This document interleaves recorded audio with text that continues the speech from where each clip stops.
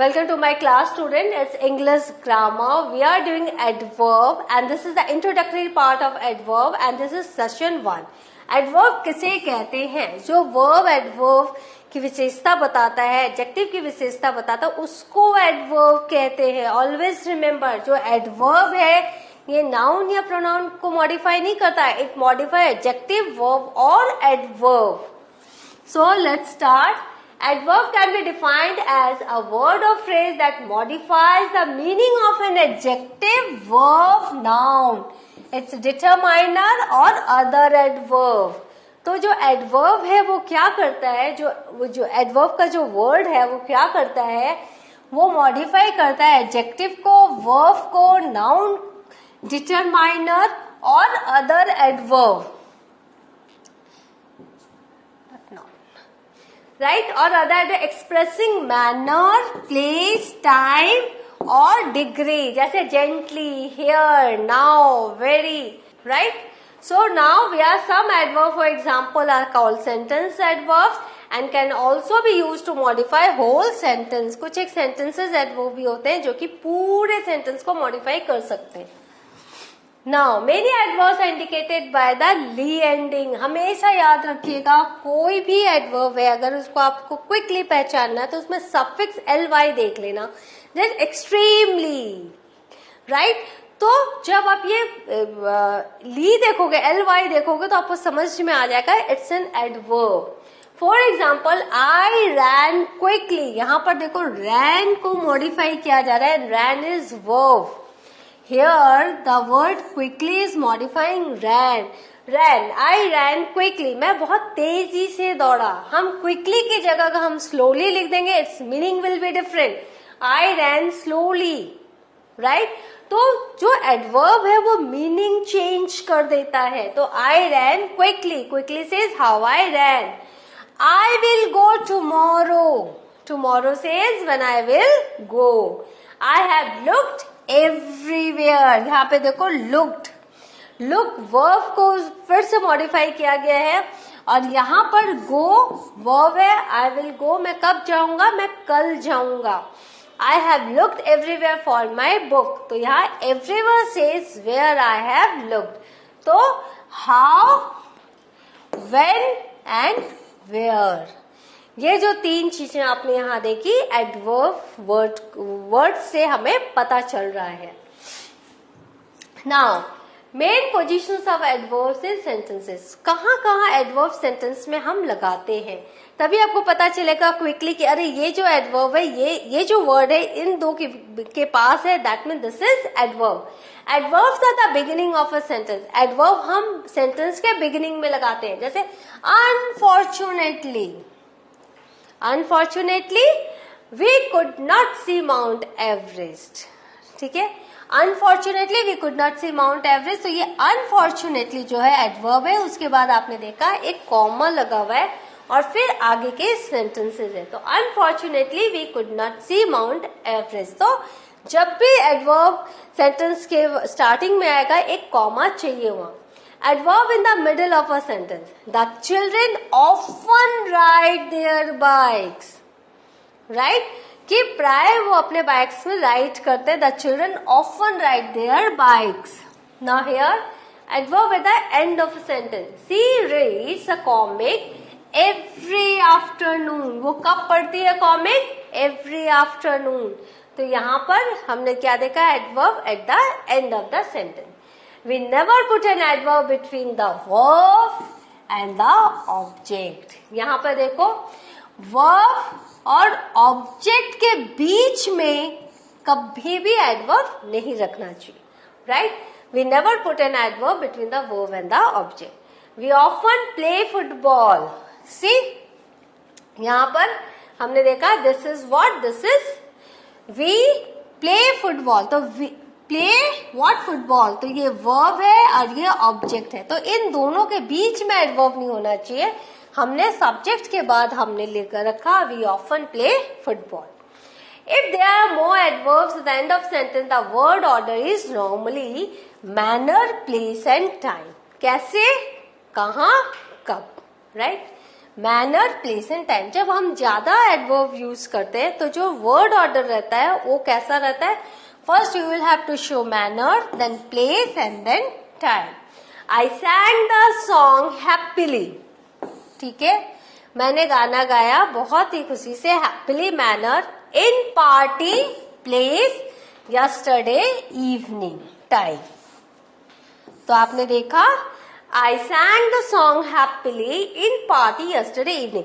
तो इस तरह से जब ज्यादा एडवर्ब आपको सेंटेंस में लगाना है तो आप मैनर, प्लेस एंड टाइम इस ऑर्डर में आपको लगाना पड़ेगा।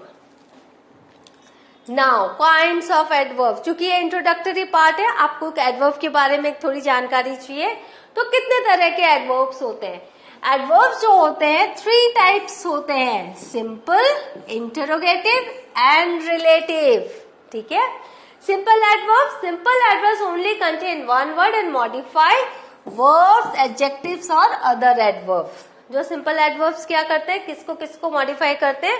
वर्ब को, एडजेक्टिव को और दूसरे एडवर्ब को। He is an extremely fast runner, वो कैसा है? Fast runner. सी हाँ, एडजेक्टिव्स को भी ये मॉडिफाई करता है। तो he is a fast runner, लेकिन एक्सट्रीमली फास्ट रनर, सिर्फ फास्ट रनर नहीं, एक्सट्रीमली फास्ट रनर है। तो सिंपल एडवर्ब्स जो होते हैं वो बहुत तरह के होते हैं, जैसे आप एडवर्ब ऑफ मैनर होते हैं, adverb of negation, affirmation, adverb of place, time. अब हम देखते हैं इंट्रोगेटिव एडवर्ब्स। इंट्रोगेटिव एडवर्ब्स जो होते हैं are used to ask different types of questions. जो इंट्रोगेटिव एडवर्ब्स हम कब करते हैं? बहुत सारे जब क्वेश्चंस हम पूछते हैं। The interrogative adverbs why, where, how and when are placed at the beginning of a question.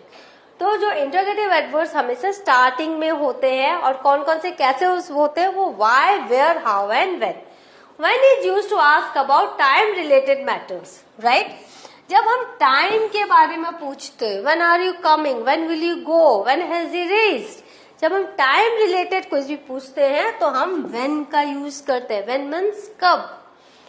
where is used to ask about place related matters, जब हम जगह के बारे में पूछते हैं तो where, कहाँ, where हम यूज करते हैं। और जब हम why लगाते हैं, जब हमें क्वेश्चन पूछना रहता है, रीजन पूछना रहता है, तो हम why लगाते हैं।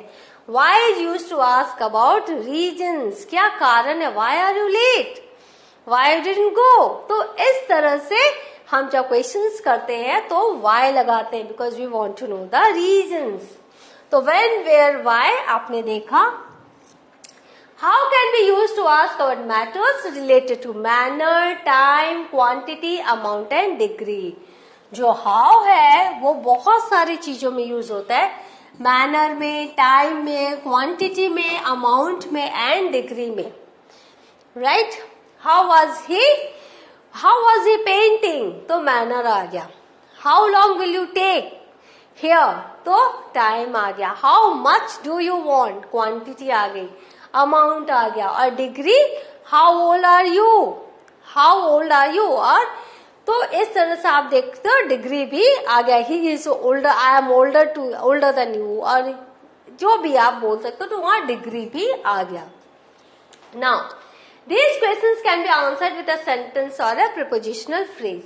After an interrogative adverb in a question, must invert the subject and verb so that the verb comes first. आपको पता how are you, तो आर जो वर्ब है वो पहले आएगा, सब्जेक्ट बाद में आएगा। और ये जो क्वेश्चन है वो हम लोग एक सेंटेंस में भी हम इनका जवाब दे सकते हैं और इनका जवाब पूरे फ्रेज में भी दे सकते हैं, राइट। कैसे, अभी आप देखते हो।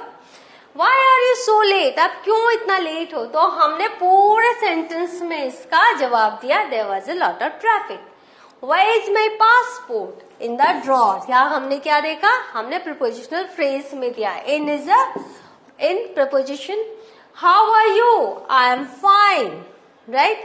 When does the train arrive, at 11:15। तो इस तरह से आप देख रहे हो, ये जो क्वेश्चंस हैं इनके आंसर्स हम सेंटेंस में भी देते हैं, हम prepositional phrases में भी देते हैं। Now types of interrogative adverbs। अब टाइप्स क्या है, The interrogative adverb of time is when, but how is also used. For example, when will this film end?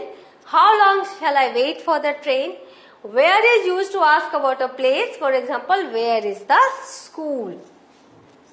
Now, the interrogative adverb why is used to ask about a reason. जैसा आपको बताया, why are you crying?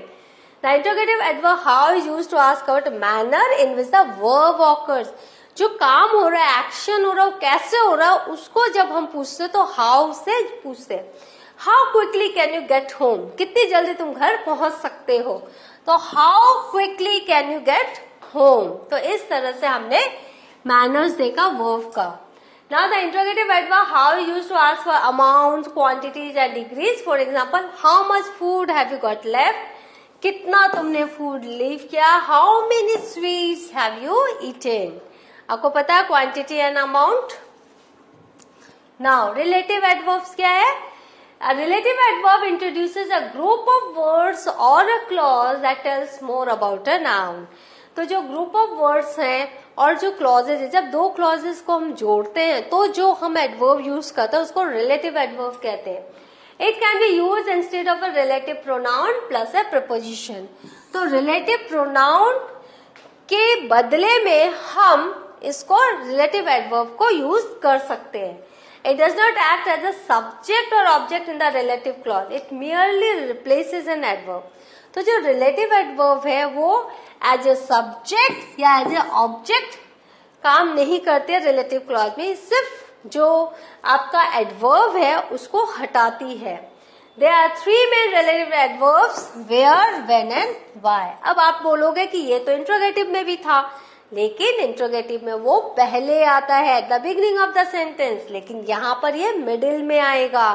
और interrogative sentence में बाद में आप question mark लगाओगे, लेकिन यहाँ आप क्वेश्चन मार्क नहीं लगाओगे. These are the two clues to identify whether these words are interrogative और रिलेटिव.